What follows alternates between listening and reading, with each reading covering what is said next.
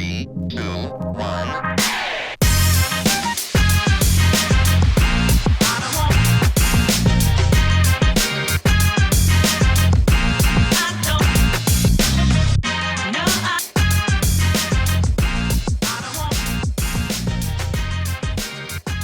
What is going on, Southwest SWISD? What is going on? Your favorite tag team duo in podcasting is back. My name is Brandon Medina. I am here with your athletic director, Mr. Peter Wagner. This is the Scoreboard podcast, your number one stop shop for all things Southwest ISD athletics. And we have a lot to get into, and we have a lot of celebratory things happening before we hit the end of the year, before the show kind of takes a pause for a little bit. We have some big news with our boy Anthony. We have some elementary news to get into. We have some regional news to get into, some area playoff information. There's so much to get into, brother. Where should we start? First off, how are you doing? I'm doing okay. I was wondering if we were going to get because you're a busy man these days.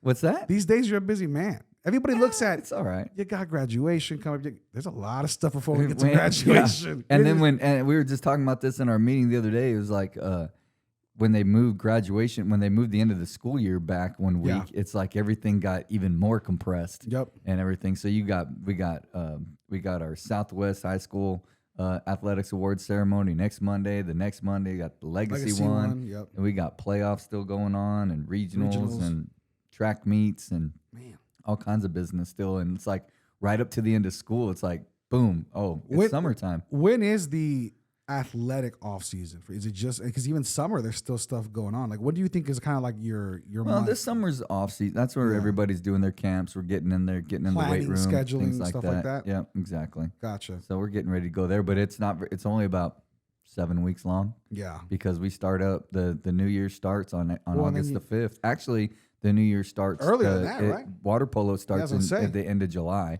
but the first day of cross country and volleyball starts August 5th. In the morning. So, I mean, we're literally probably 12 weeks away from next year. Oh, my goodness gracious. That kind of makes me nauseous because I'm like, whoa, wait a minute. We're not even done with this year. Let me get done with this year, yeah. Time out. That's awesome, man. Well, looking at this year, what a successful year it has been. Lots of big successes, and I think I think it's fair to say there was a few big surprises, too, as far as in a positive way, where, teams who we thought we're growing, we're getting better. We didn't know what was left for them at the end of it, and they've continued to show in, and put in the hard work and show why all that planning from the summer on, all that process comes to fruition here. And I think that's a great segue into talking about Dragon softball. Yep. I'm sure that's where you were going with that. So Dragon softball took a tough one last week. On Wednesday and Thursday they played Liberty Hill. A really good team, but we played well. I mean, when we went up to Liberty Hill, had bases loaded right off the bat. We came back when that game got moved. The end of game one, when we did this podcast last week, got moved to our place to finish up, and we came back to within 3 in the first game, and then had a lead for a while in the second game. And that's just like you said, a young team. As we come into the summer and we get going through next year, like what are they capable of next year?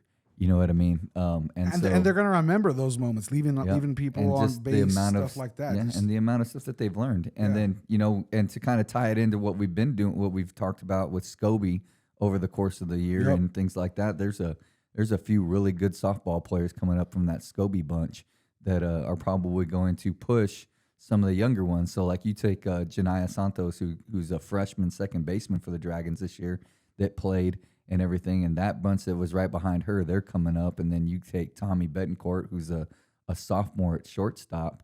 I mean, there's so many young ones that they got so much to build around. I mean, even you take Paris behind the plate, sophomore, and then you bring these other kids in, and lots of good things happening with Dragon softball. And great job to those kids, those families, and Coach Hernandez and her staff that really looking forward to seeing what they can build over the summer and then going into next year with the new district. Yep, absolutely. And also you touched on the middle school athletes. They're only going to get better as we continue to build that program as well, like we're looking to next year. And I mean, that's a big one too. And we're already seeing some of the fruits of that with kids coming in. There's kids moving in because they're like, they're interested. They want to be a part of that. We got just the excitement around middle school baseball and softball is really cool, and just getting more getting kids more reps. You know what I mean? Things like that. So really excited about the middle school softball and baseball.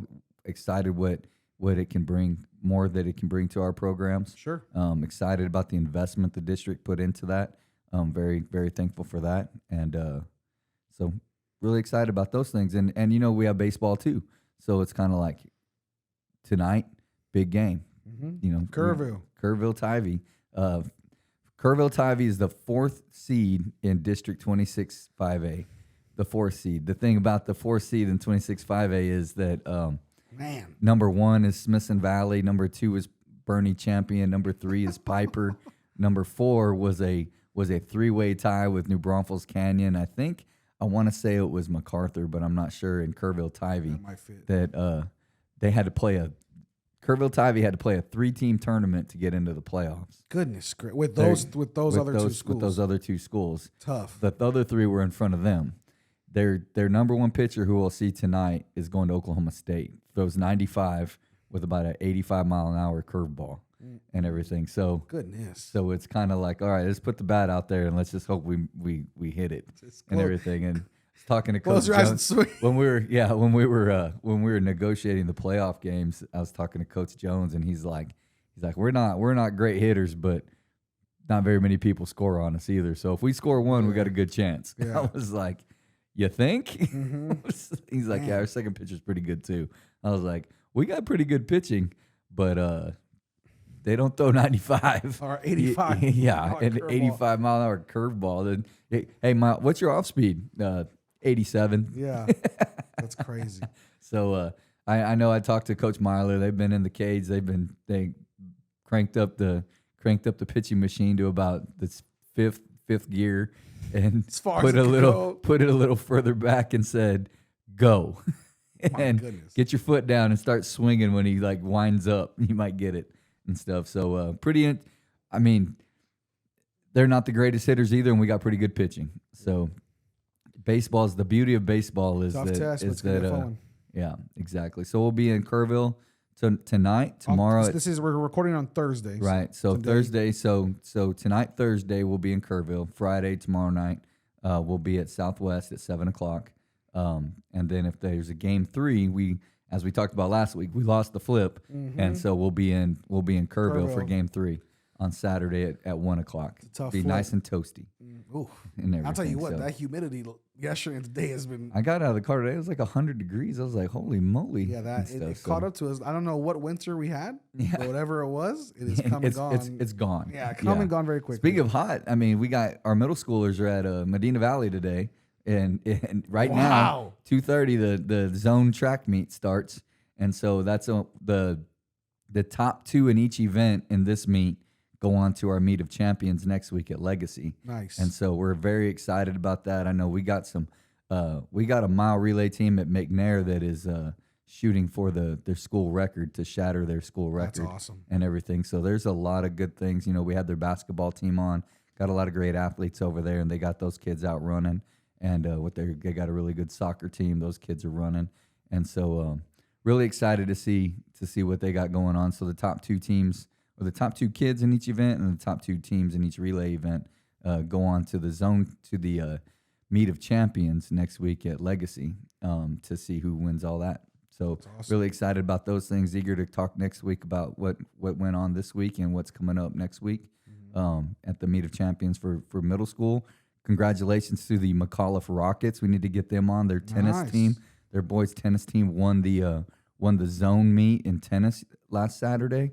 So big time, great things for just that legacy feeder pattern of tennis, man. They're just reloading. Not slowing down. They're starting to reload, you know. So doing great things there. And while we're on tennis, then you have the regional tennis meet. The regional tennis tournament starts tomorrow. So the Dragons and the Titans are on their way to Corpus Christi right now. They start 8 a.m. tomorrow morning and start working towards making it to state. So we got a bunch of teams going there. We got a girls doubles from Southwest, and then we got a mixed doubles from Southwest, and then we got a a doubles team and a mixed doubles team from Legacy, and then Rayanne De La Rosa was our one singles person that made it as well. So big things coming there, and both those programs, as we've seen, they've been a highlight of our year as well, and so very, very excited about them. Yeah, if you want to look more into kind of those students and what they're all about, our Beyond the Arches segment on SWISD TV on YouTube, we've been interviewing pretty consistently our tennis teams, both softball teams, baseball, that fun stuff. So all these programs, McNair basketball just came out, so that's a great one too. Go check that out. And it was so fun. Those kids are such a good time, man. And so you look at the middle school level. We've talked about it. And you said over the past, let's say, 10 years plus, right? The middle school level has clearly paid dividends to what we've seen at the high school level. And that goes probably even past the 10 years, but just for the sake of the argument. But looking forward now, what we're introducing at the elementary level and what we're including with softball and baseball coming up in the middle school level, the next 10 years look very, very bright. I mean, it's starting to become a regular occurrence for Southwest ISD as a whole for this podcast to be talking about regionals and state and area almost consistently. You know what I'm saying? And that truthfully, just unbiasedly, has not really been the case, I think, in decades past. And so the next decade for Southwest ISD, not for as many sports as we're seeing. Yeah, and that's what I was going to say. I think that we've seen success. Yeah, we're getting ready to put up some championship boards and things like that. And I was doing some of the research into the championships won and everything. I'll tell you, like girls soccer at Southwest, they had a heck of a run in the early 2000s, mid 2000s, about 2001, 2002, all the way to about 2008, 2009. They were in the playoffs, and then they won a couple. You know what I mean? Boys soccer was like that too. So this is what we've always done since we started, and then with a couple of lulls here and there. But that was impressive. But I think the difference is that, golf, both the Legacy had a freshman golfer go to regionals. Southwest is on a three straight girl who's gone in Savannah Blanco who's going to who went to regionals. But their girls team, who's growing, was one stroke away from going to regionals as a team, which would have been the first time ever. You know what I'm saying? Which is crazy. When I played golf, I mean, you need 5 to make a team. Right. When I played golf back, not that I graduated so long ago, but just 10 years ago, right? When I was playing golf, I think we had 3. And so we couldn't even fit a full team for girls where they had to play singled out, which was still fine for them to compete. But you're looking at a full girls squad. You're looking at Samantha Blanco, who we talked about, that's constantly, setting new opportunities for the women there. And then you talk about tennis. This tennis boom is insane. And it's getting better because our coaches are really starting to make connections with people outside. And, we're having a philosophical switch in our community that like we want our facilities to be utilized by our kids in ways that they can get reps, get better, and things like that.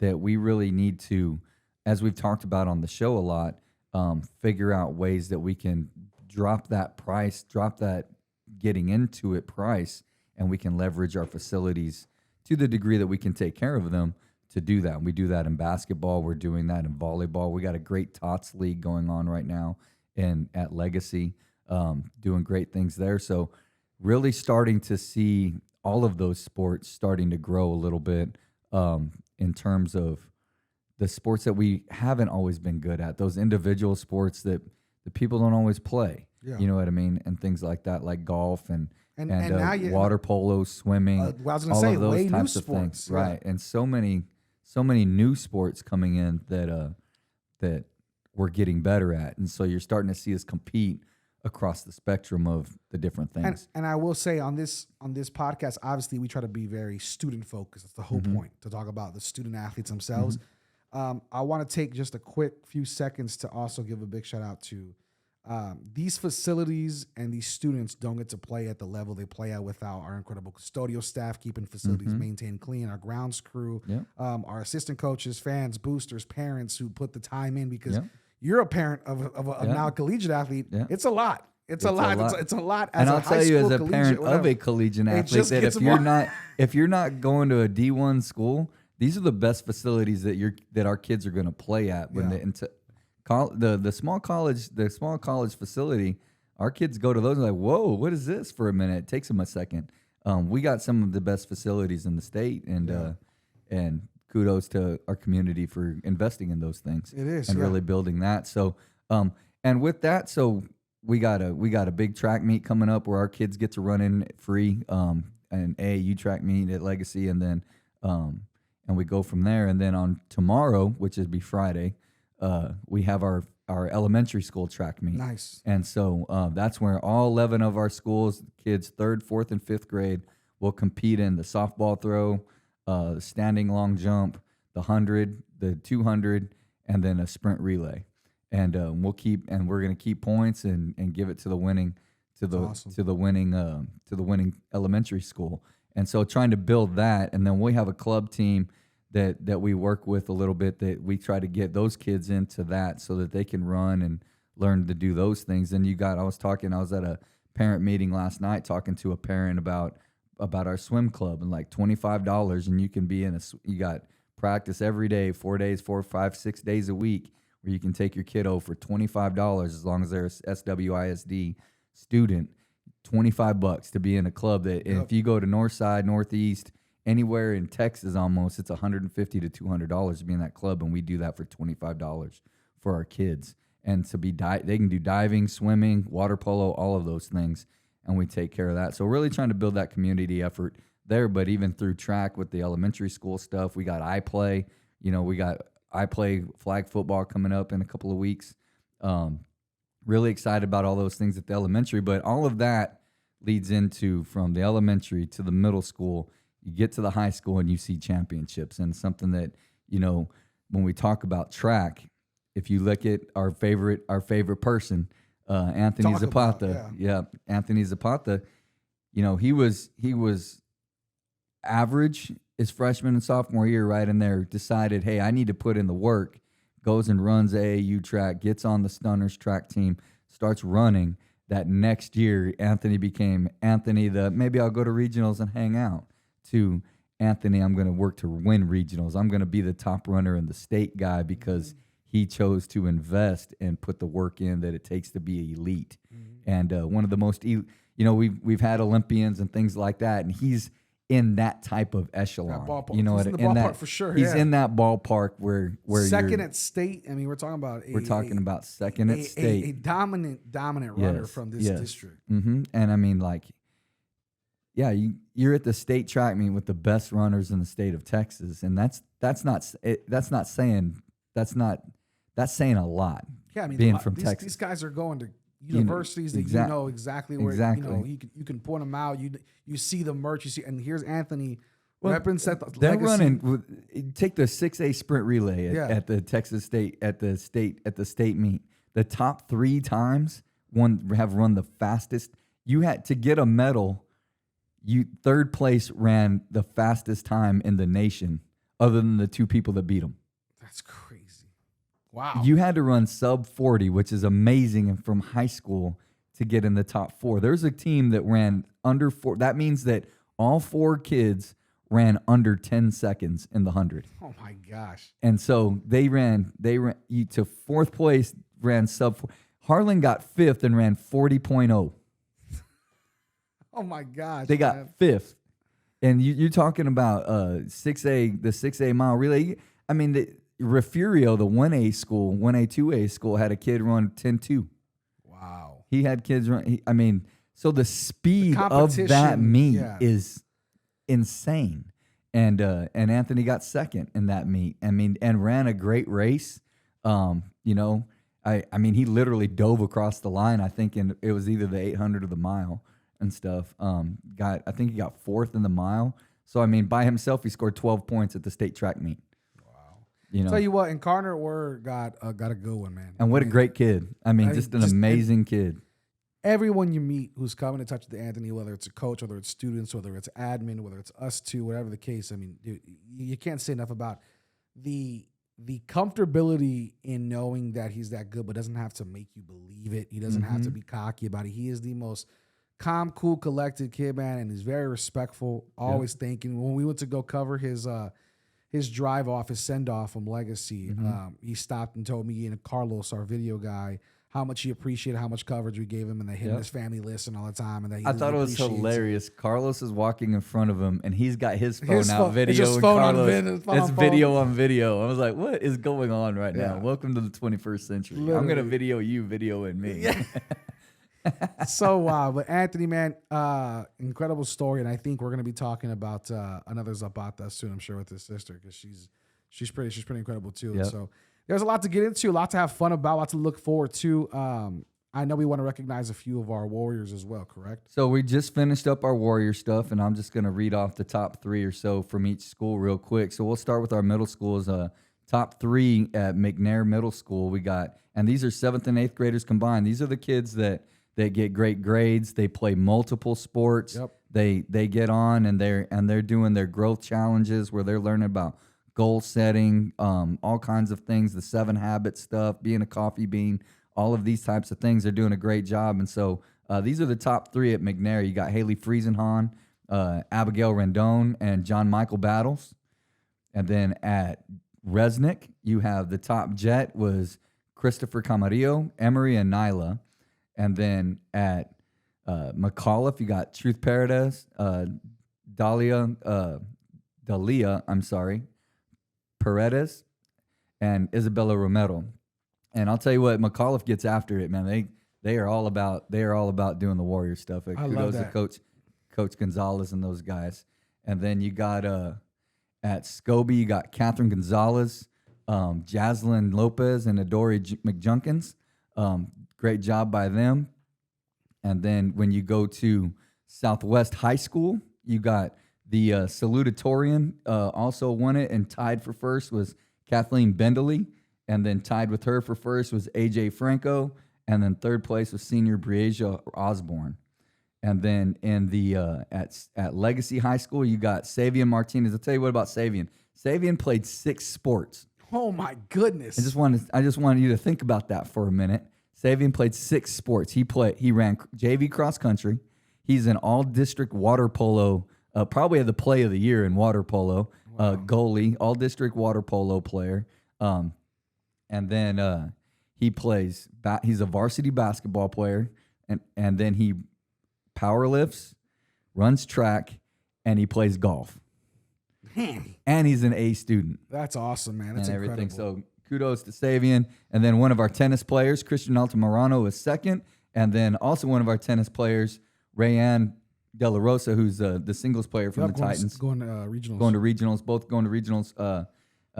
Came in third this year. And so kudos to all those kids, and look forward to recognizing them and having a good time. But great job by them and everybody who earned overall Warrior status and the things that they do to earn that. Great job, and proud of all those kids. That's awesome, man. Well, we look forward to seeing what the next few years brings for Southwest ISD, because the current one has not come to an end, but man, what an incredible year it has been thus far.